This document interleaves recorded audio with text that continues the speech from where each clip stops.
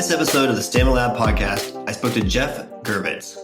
Geoff is the host of the Dad Strength podcast, the founder of Bang Personal Training in Toronto, and most importantly, a father. Which begs the question, how does he balance it all? How do you balance it all when you need to have your professional life and your personal demands to balance with your fitness and health goals? So you not just have a long lifespan, but a long health span. So you can be there for the people that you care about most. I think that's the core of what Geoff has in his philosophy, because he talks about how to be preloaded at all times. So even when the demands of your life are hitting, you are still able to maintain a baseline to be able to be ready for things when you want to be able to achieve them. Spoiler, it's not an all or nothing strategy. I know you're going to enjoy this conversation, so let's get started. Thank you for joining the podcast, Geoff. Glad to be here. So I wanted to start with something you said in one of your videos that I saw online, which is fitness is an expression of freedom. Can you say a little bit more about that? Yeah, it is. To me, in this world, we tend to over-index on money, right? On the financial component of freedom. We think, okay, if I've got enough money, I can do all the things I want to do. I'm not constrained by these other boundaries. But how's your health? How's your body doing? How are your opportunities to engage in life physically? So I think this is a really key thing. And so I just think in any sort of dimension of health or wellness, we're asking the question of how do I get out of my own way? How do I minimize, barriers to action? And so, if you've got an injury, you're rehabbing, these are things that we all deal with from time to time, but there are going to be some constraints on it. If you have a cardiovascular issue, again, maybe this is a short-term thing that you're in the middle of an intervention for. Maybe this is a long-term thing. And a lot of this stuff is beyond our control. So I just think showing up, knowing that you're in this physical world, right, and knowing how to sort of build around that. We are biological organisms. As clever as we feel ourselves to be, sometimes we're constrained by that biology. Yeah, that's interesting. The times when I've been injured with a broken ankle one time, that's like everything just becomes so much smaller, and it doesn't matter what you have financially. If you can't go out and walk or do things, it just really weighs on you. Yeah, my wife often says, the person who is like a healthy person has 1,000 problems. An unhealthy person has one problem. Something to that effect. I think there are a lot of versions of this, but it's true when you're. I was sick, maybe a couple of months ago, and there was something. I wasn't that bad, but it was really messing with my breathing at night, and I woke up gasping a few times, and it scared the hell out of me. People die in their sleep. I didn't think I was going to die in my sleep, but it was close enough. It felt sort of palpable. And I thought, wow, I really need to address this. So I'm aware, the older I get, the more aware I am that I'm not going to live forever. Right, So when I was 20, I thought illness and old age and death were, the products of a bad attitude.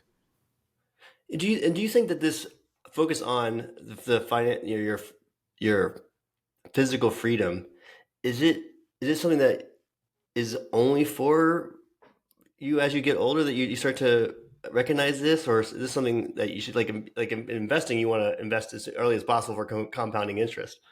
Yeah, youth is wasted on the young, right? Yes. I think when we look about maintaining, we could talk about it in terms of optionality, right? So just keeping things available to you, and so I'm not like a hardcore fitness guy in the sense that I'm telling you need to go and run an ultra marathon every week or anything like that. But I think you want to find a cruising speed physically where you're not that far away from competence in whatever happens to make your heart sing. So if you do love endurance sports like that, hey, am I keeping like the ability to run maybe a couple of miles in my back pocket? Is this something that I could build off of? Do I have good mechanics? Right. If I've had a sort of a nagging injury, have I dealt with that? Maybe 6 months ago, I got back into Brazilian Jiu-Jitsu, which is a thing I really enjoy doing. And it had been a long layoff. And as a guy in his late 40s, um, it's not, the gentlest sport on your body, but there's a skill in terms of how do I make it gentler? How do I take better care of myself? And there's some bare minimums you need in terms of strength and mobility and aerobic endurance. So I kept all those rolling, so I was able to get into it. On the other hand, if you tear up, I don't know, an ACL when you're young, and we've all had injuries. It is what it is. You're gonna accumulate wear and tear on your body. So I would never say there's a version of this where there's no risk. You just try to manage your risks intelligently. Don't do anything goofy. Um, don't avoid hold my beer moments. Avoid spikes in training load. Like, oh wow, I went for a run. I did a 2K run and it felt good, so I'm going to do 10 the next day. Just ease into it, and this really helps us minimize unnecessary wear and tear. And this comes into a question that I wanted to ask around how you work this with your clients to build this more as a process or an ongoing routine so that you stick with it and you can keep with it. Yeah, one of the big components of my career, I think, has been understanding why we don't always do the things that we know are good for us and we want to do. So I don't really have to convince anyone that exercise is a good idea. These particular drugs sell themselves, and we have more and more evidence saying, wow, this is really great, not just for your body, but for your mind as well. So where do we get stuck, right? And now we have all these sort of human components, emotional components, and the practicalities of living your life. But I assume that anybody who rolls in has some level of motivation, right? We all want to, what are the universal things? We want to be at home in our bodies. We want to feel physically capable. We want to feel in control of our health. I mean, for me, the huge driver, is knowing how much exercise is medicine to me. I got into martial arts when I was 16, and I was this wildly uncoordinated kid. Didn't know how to use my own body. I was like, all right, this carries my brain around. I don't know. But I knew I had to do something, and I fell in love with it. And I I remember thinking, wow, this is the hardest I've ever worked at anything. And I didn't realize until years later, like this was the hardest I was ever capable of working at anything. I have a diagnosis of ADHD, and I identify in that way, and I see myself and a lot of other folks who are not so neurotypical as really having high needs for movement, for exercise. And I can guarantee if I chart out my mood over the course of weeks or months, and I look at low points and I look at high points, the relationship with exercise is so uncanny. It's not, there's no doubt about it anymore. So sometimes I can kind of tell myself a story for a little while. Okay, I've been super busy. I can shift this down. But if I'm ever cranky, if I'm ever in a really unspeakable mood, I will now ask myself the question, hey, when was the last time you exercised? And I guarantee there's been too much of a gap. So for me, it's essential. And I began to ask the question of how am I going to do this for as long as I possibly can? Again, things happen in old age, things happen sometimes in youth, that are beyond our control. But I just want to tip the odds in my favor. I want my thumb on the statistical scale. So I started looking at who is living right, who is still be able to be active in their 60s and their 70s and beyond, and then begin to reverse engineer what goes into that. And when you look at that, that's about the process of having a long health span versus just a long Yes. lifespan. Yeah. And that's the kind of philosophy you're talking about with your clients, correct? Exactly. Exactly. So I kind of got sidetracked here, but I guess what I was trying to say is there's a real for me there's a real compelling why. There's a really important reason for me to do this and maintain. So I don't mind. I don't think anybody expects it to be a comfortable process. I do think way too many people expect it to be horrible, and it doesn't have to. You have to be willing to be uncomfortable. But that's it. That's if you don't want to go beyond that, you can be very successful with it. So I try to figure out what is really driving people. I have otherwise, like, I have a young son and I want to be able to engage in life with him physically. I want to model these behaviors. This stuff is really important to me. Again, maintain that optionality, the ability to find things that are interesting. Um, would be really cool. So I want that, and everyone's got their own stuff. What I will do is if they come in and they start talking about like a body part, as if, okay, if I can just fix this issue with my stomach or my glutes or something, then all of my other problems will go away. And it's like uh, it's a really sort of pessimistic closed route, and it like that doesn't work in the long term. So I'm not against vanity. There should be a measure. We should Yeah, have some instant totally. gratification. And that's part of the whole package. We want a very short-term view, but we also want a very long-term view at the same time. So if all we've got is a very short-term view, okay, I'll take that. But we'll begin to have conversations about how to kind of zoom out and look at the bigger picture.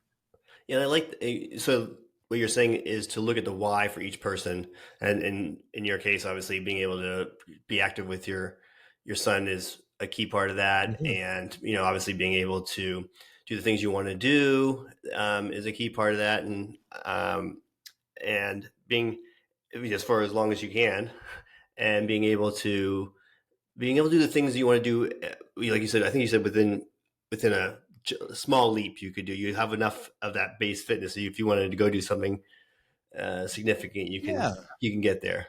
exactly. I don't know, I'm not a rock climber. But if someone said, "Hey, there's an amazing opportunity. We're going to go climbing somewhere," um, and I didn't think I was going to die, right? I thought, okay, safety was there. I'm not holding anybody back with my level. It's just a question of can I hang for the Right. climb?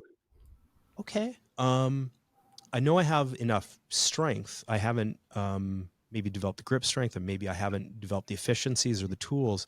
But I think if I really leaned my whole weight into it for say 6 weeks, I could be a beginner. I could be a good beginner or like a low intermediate. I could not suck. Um, which is I think it's from Adventure Time. Not sucking is the path to getting good at stuff. Yeah, I always, and that's not just having the base that you can have, so you can go do things when people ask you to do them and not feel like, oh, I'd like to do that, but uh, just Yeah, I don't want that discomfort or that feeling like, okay, I can't participate in this. If I want to go, I don't know, we're doing a bike. A lot of folks I know do these fundraisers. They get on a bike and do totally. these long things. I would love to be able to jump into anything, and it's not to say I'm ready this second, but I'm not too far. Um, Right. and and Right. and there's a different half life for different physical abilities. So strength is the one. Anything structural takes longer. It lasts longer after we stop, but it takes longer to build. So strength is the thing that I usually encourage people to build some kind of process for and maintain in the long term, because we can build motor skills fast. So the structural thing you're talking about, you meaning strength, Yeah. So if somebody said, "Hey, my doctor says my bone density is low, and I really need to work on that," I'd say, "Great, let's do some resistance training." We know what the evidence is on it. But even, let's say we have a perfect workout designed for bone density. It's not like one workout is done and you go, "Wow, thanks for the dense bones. That was fantastic." This is months and years in process. So that's a great example of structure. Muscle is a little more malleable than that, but still is a long term thing if we compare it to using power, whatever, marshaling whatever strength you have to move explosively. We'll take what you've got, and then that's kind of almost a motor skill. Yeah. I'm curious, what declines the quickest when you stop? What declines the quickest in your obviously you want to have that baseline, but what would you Yeah, say declines the yeah, it's a, quickest? a good question. So the most common thing I'll hear after somebody's been out of the gym for a few weeks or a few months is how much weaker they feel. Um, but the thing is, structurally, not that much has changed. It's estimated that strength maybe decreases about 3% a month after we stop training, because we built hardware. But what has declined has been the more sort of neural stuff. So if we think of this continuum from very structural to very sort of pliable mental stuff, the faster you develop it, the faster it goes away. So they've lost their coordination and some specific skills and some familiarity, but within a few sessions, they're getting the strength back really quickly because they haven't lost the structural component. They just have to reorient, right? So Yeah, there's something one of my coaches used to say, which was think fast, move fast. And so yes, constantly working on being able to think faster and faster. yeah, there's sort of it's interesting. Let's say we're working on developing athletic skills, and one of my kind of favorite things recently has been to help rec athletes. All right, you're playing. It's nothing high level. You're playing, beer league stuff, pickup soccer, whatever. Let's keep you safe again. Let's minimize injury risk or the potential of it. But what I see all the time is people who do athletic things slowly, and that's not athletic. You can't just, it's not a ritual.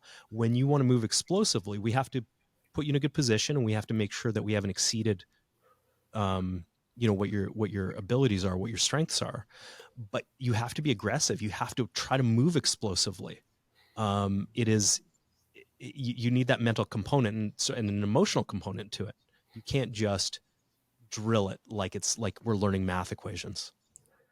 And so this is obviously, again, it goes back to having some baseline to be able to do what you want to do. But you alluded to something right there with just doing the Sunday softball league, or doing even the kickball league, or volleyball, or whatever the social interaction you're doing. Obviously, it's part athletic, but also part social. And Yeah. I know we've talked about this before, how important having the social aspect is to one, motivation and drive to do things, but also just to get you out there on a regular basis to keep that process going.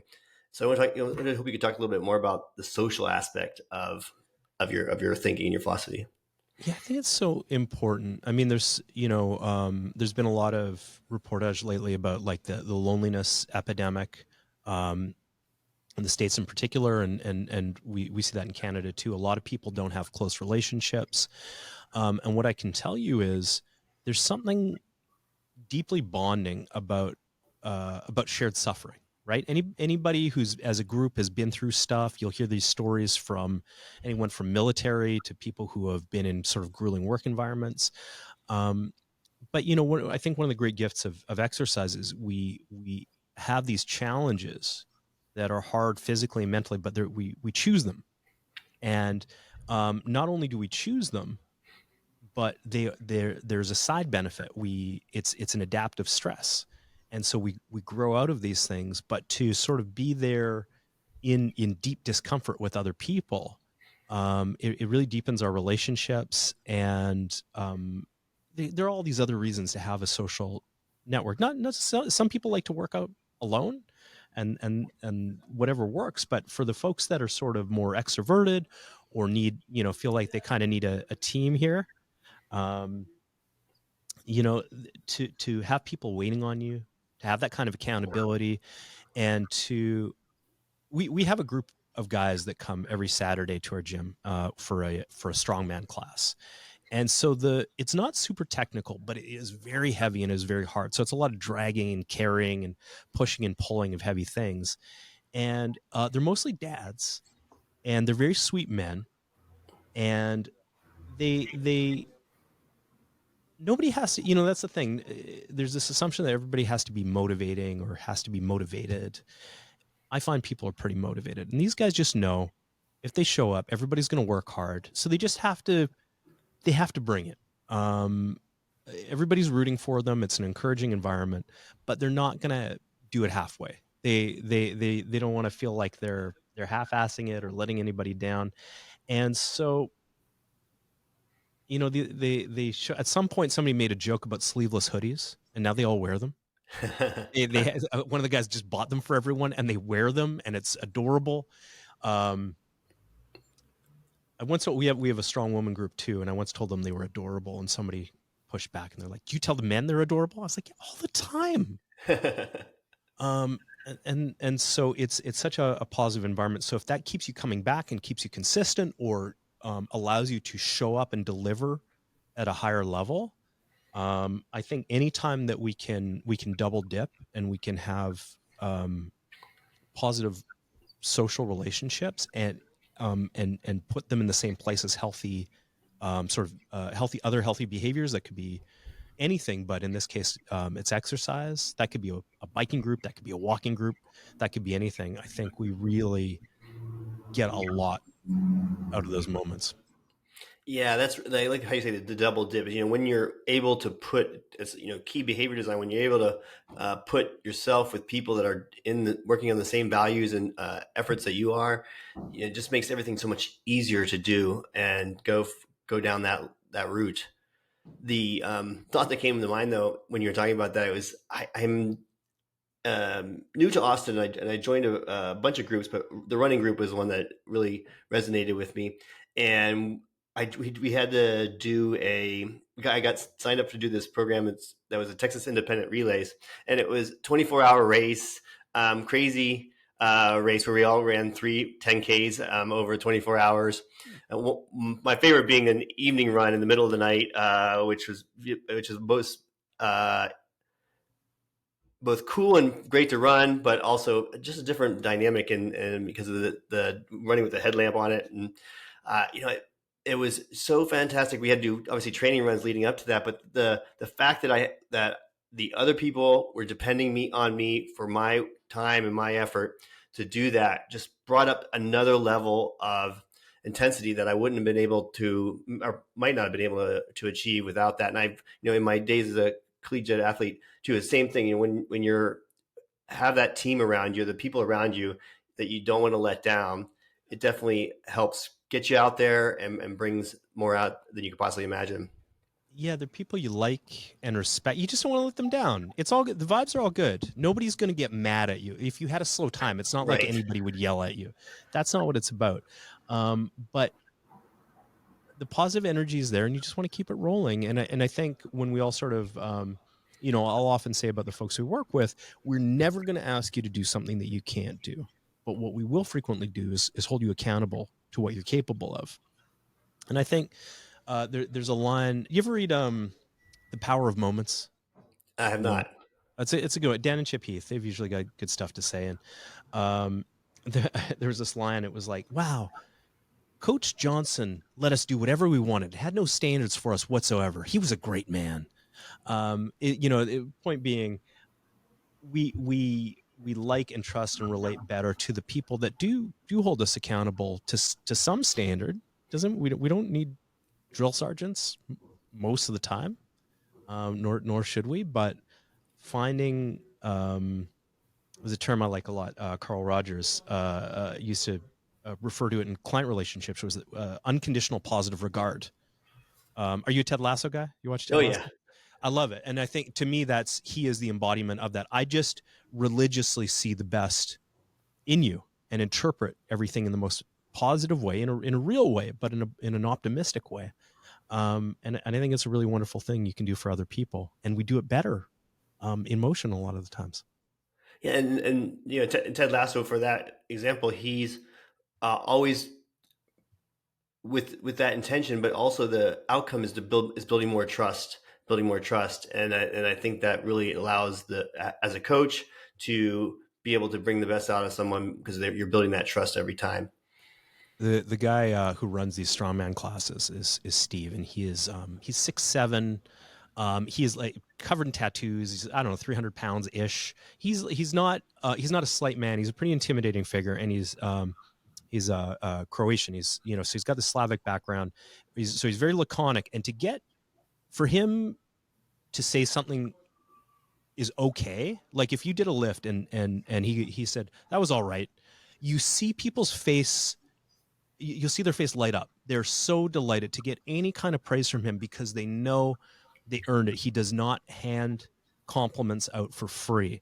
And I think all we want really is if somebody says something positive to me, if they give me praise or positive feedback, like how much can I take that to heart? And if you can fully trust that person, it is so much more powerful than someone who hands out, compliments, for free.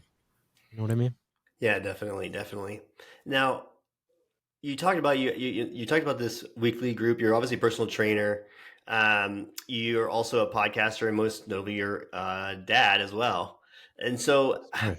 and there's a lot of parents out there as well that and busy professionals that don't have a lot of time for they believe they don't have a lot of time. How do you respond to people when they give that kind of feedback? Is I just don't have the time to put into it. Yeah, there are some expectations around what this stuff looks like that I think we have to let go, particularly as parents. Um, you know, when someone says I don't have the time, my question is always for what? And often there's a very sort of specific idea of what a workout looks like, maybe in duration or location or intensity. And often none of these things work. It worked when you were 19. You're maybe a student, or you're living in your mom's basement, or whatever. There were times in your life where you could go and have these epic workouts, and then crush a bunch of calories and go to sleep. Amazing. Life changes, and if you're a parent, I mean, like, what is being a parent if not having a different set of priorities? So I think for the first thing we need to do is let go of a lot of old schemas.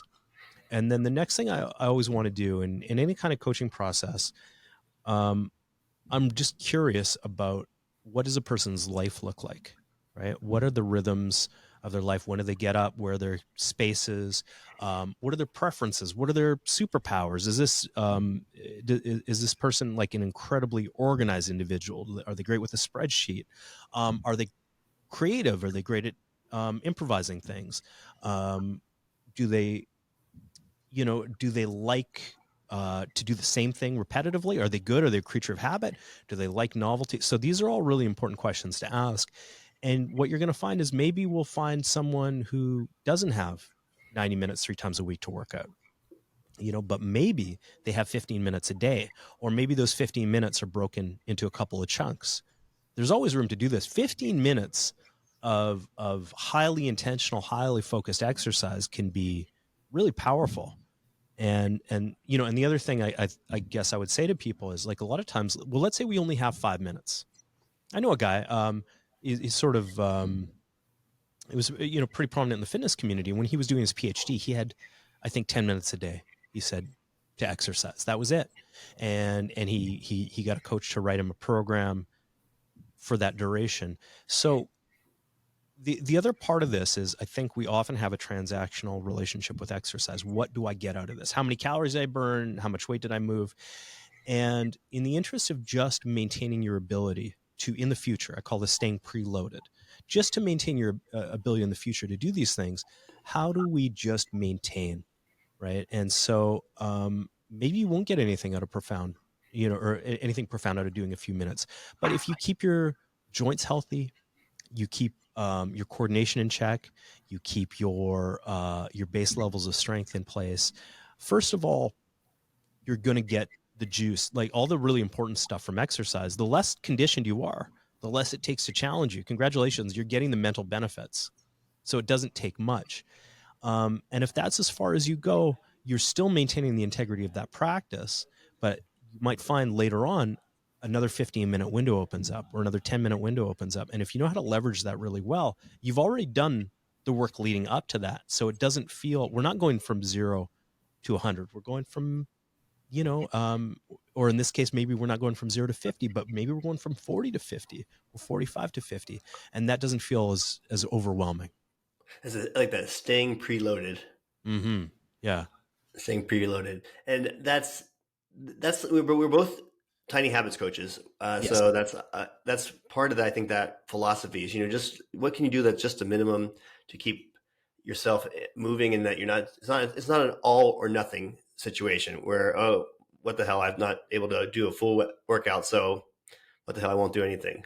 Yeah, and because of that background with tiny habits, we both regularly will have people come back at us and say, "Well, what if I want to do big things?" Right? Yes. There's always, and so for years I've sort of puzzled over how to address this, or because I know the value of doing small things, but how do we address that? And I would say, every once in a while, you can really put something at the center of your life. This is going to be the kind of the sun in your own personal galaxy, and everything else is going to orbit around that.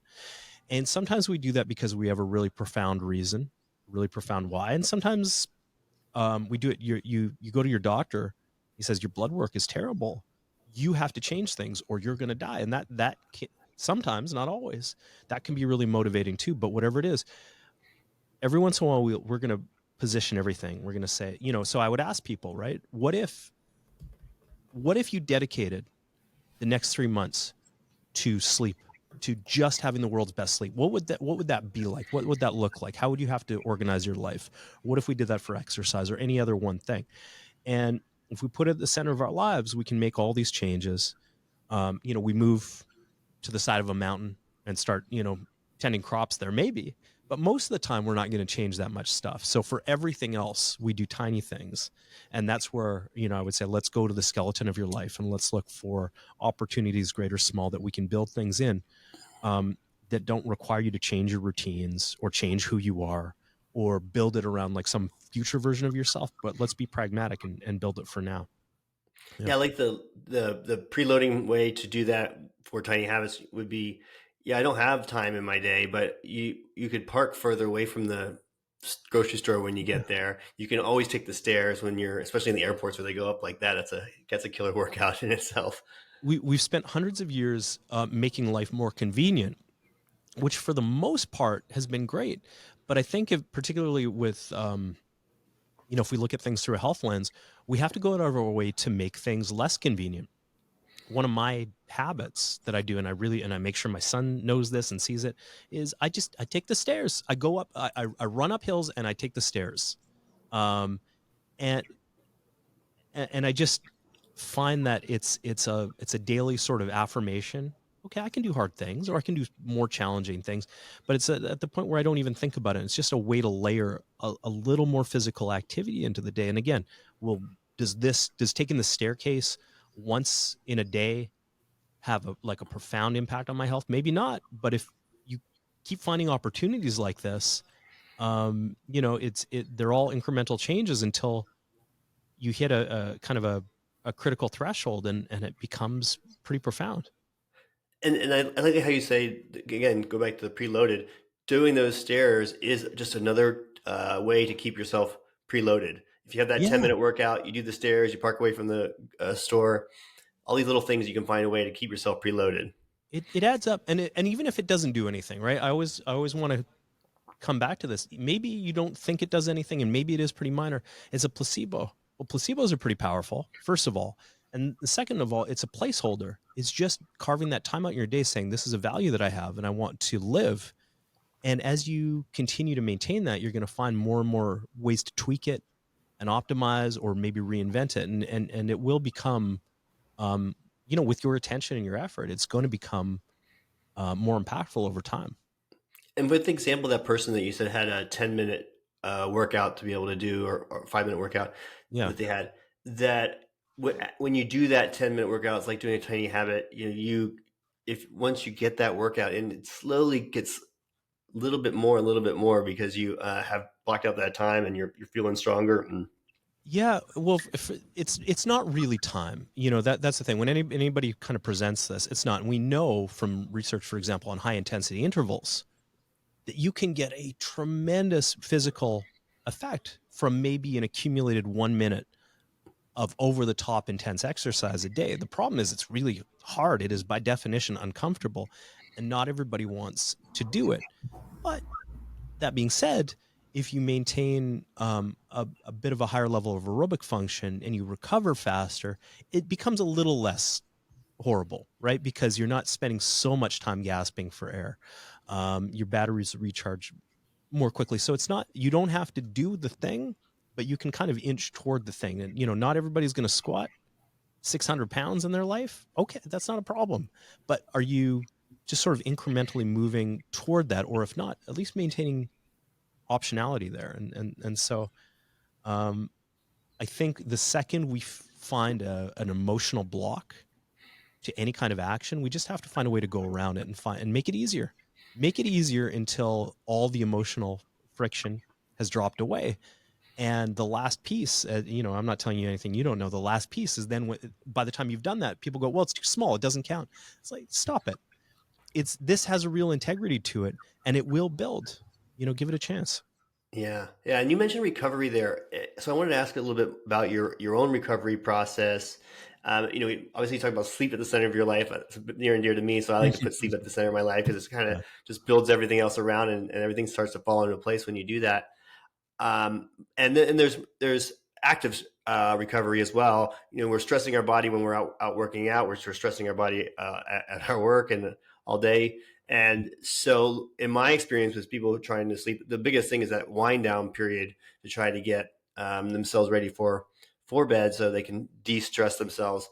So, I was wondering if you could tell me a little bit about your recovery period, both your wind down and your active recovery periods, and then what you do and recommend for clients. So I think the simplest approach to this stuff is, rather than look for an amazing ad, the first thing I want to look for is what is already present that we just need to hit the eject button on. What is really messing with you? What is maybe creating a high level of stress that is unnecessary? Sometimes it's relationships, or sometimes it's like a work environment. These are common things I'll hear.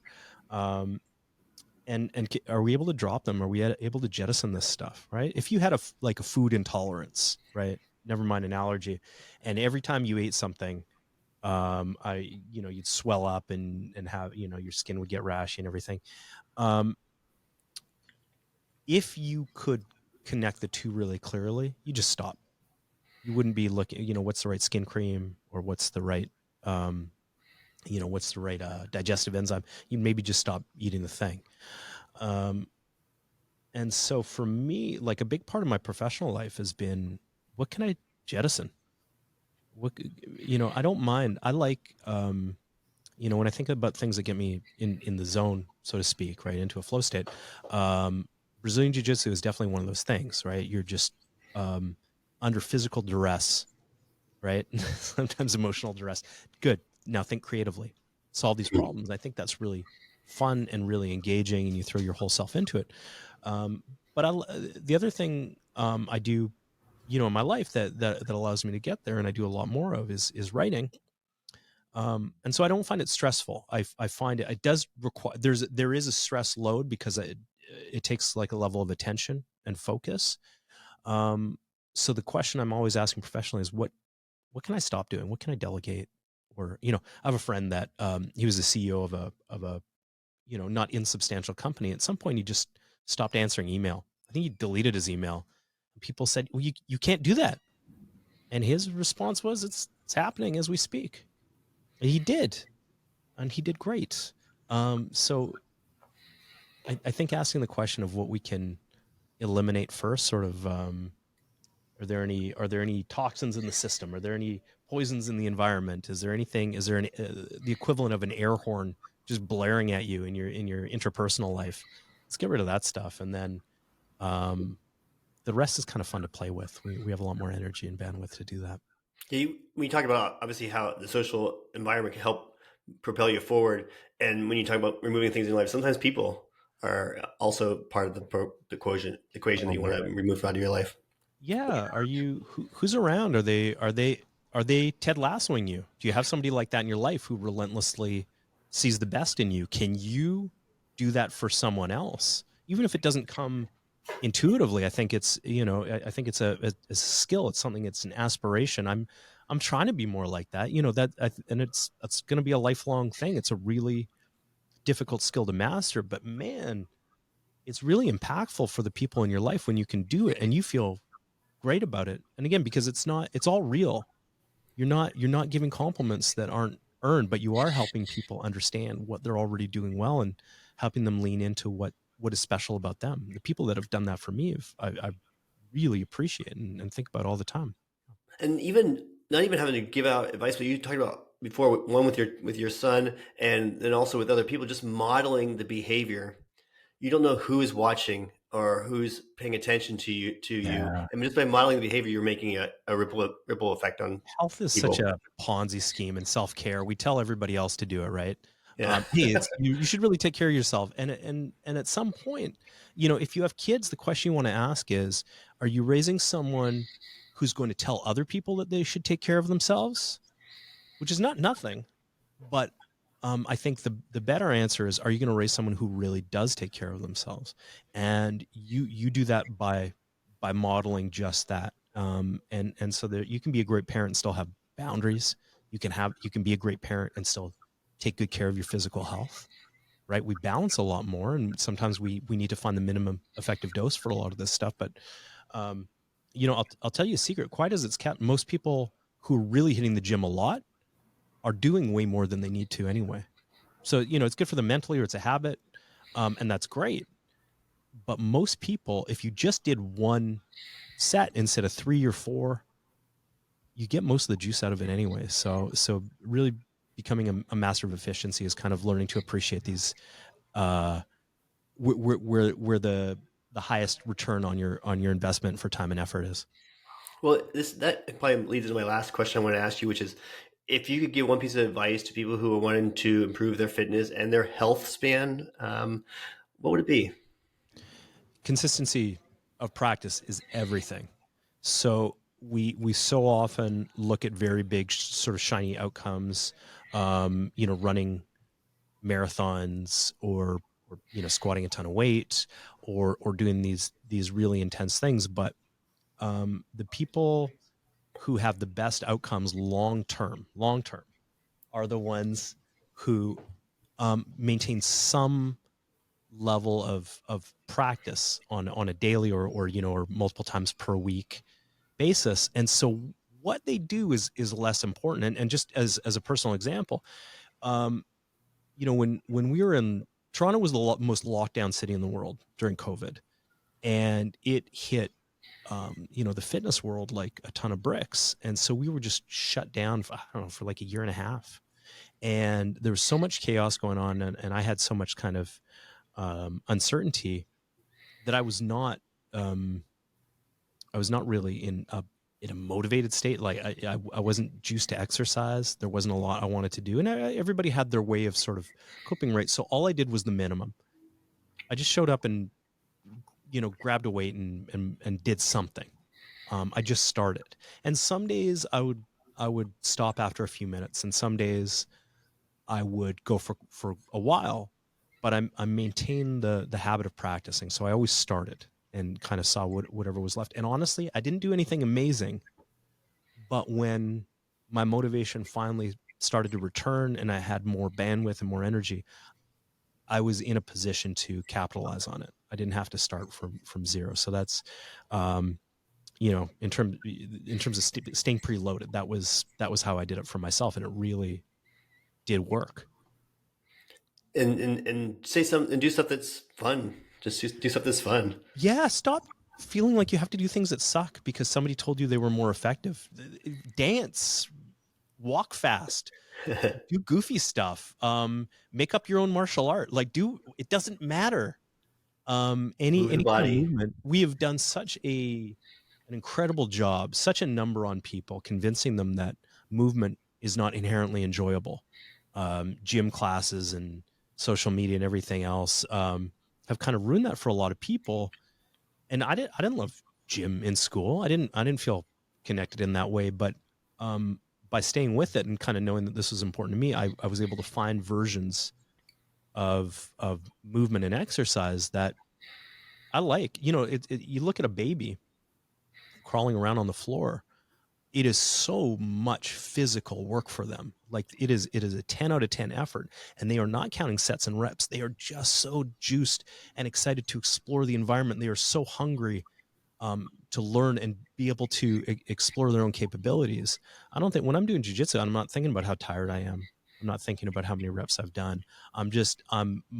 My attention, which can be pretty capricious, is wide open. I'm just excited to be there. And so good things happen from there. That's fantastic. And I think a perfect place for us to wrap up. Geoff, if someone wants to reach out to you and contact you, how would you recommend they do so? Go to dadstrength.com. You can get me from there. Or it's the Dad Strength podcast on Instagram. Send me a message. I'm not that hard to find. And I'm always happy to talk about this stuff. And also, obviously, we'll link that all in the show notes. So I just want to say thank you again, Geoff, for taking the time to be on the show. Thanks. Super great to be on. I'm excited to see how this shakes out for you. I'm looking forward to the podcast. Appreciate that. And thank you, everyone, for listening. Until next time, be well. Welcome to the newest episode of Stamina Lab, hosted by me, Glenn Lubert. If you're ready to upgrade your performance, achieve mental clarity, and improve your well-being, well, then you're in the right place. You'll hear the stories of professionals who have taken on big challenges while managing their energy and longevity through the ups and downs of pursuing their goals. Enjoy this episode, then head to the show notes to learn more so you can take the next steps to build the habits and systems you need to achieve your dreams.